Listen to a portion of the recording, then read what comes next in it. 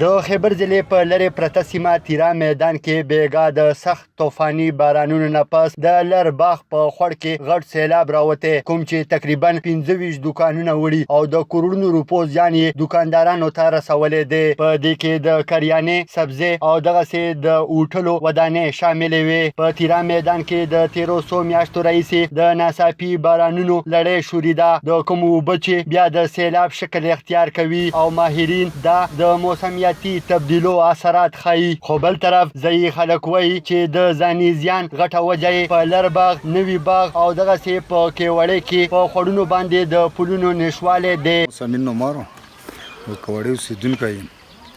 و په دا پله باندې تقریبا شپږ 700 کوره خالتي چې بوټان شریف هم دی، په د شیر ګاډی هم دو، په کواړه هم دو، پکې ویره ودانخېلو لاندې روډ بیل شوی دی. نو په دا باندې ډېر زیات خالتي و ډېرو غټو مشکلاتو سره مخ شوي یو چې کله خواړه روشي بیا یې مونږ وړي 2 ورځې 3 ورځې په کور کې لوړ وي. ما د وژافون نه دي چې په دا توی روشي موږ له د غبار پله د ډېر غټ تکلیف وي، د غلار پله ته ډېر غټ تکلیف وي. ښځې او ماشومان او بوډاګون نه د لرګي په پلونو باندې پیرې کېږي. د پلونو د نشوالي سره سره په لر باغ کې دکانونو سره نږدې په خوړ کې سایډوال هم نشته دی. نومار حاجي شیر محمد اوسه دا خوړ وینو د مولا په سابقه حکومت پی ټی ای کې مولا سابقه ایم پی ای حاجي محمد شفیق صاحب منظور کړی وو چې په دا کې په بار بو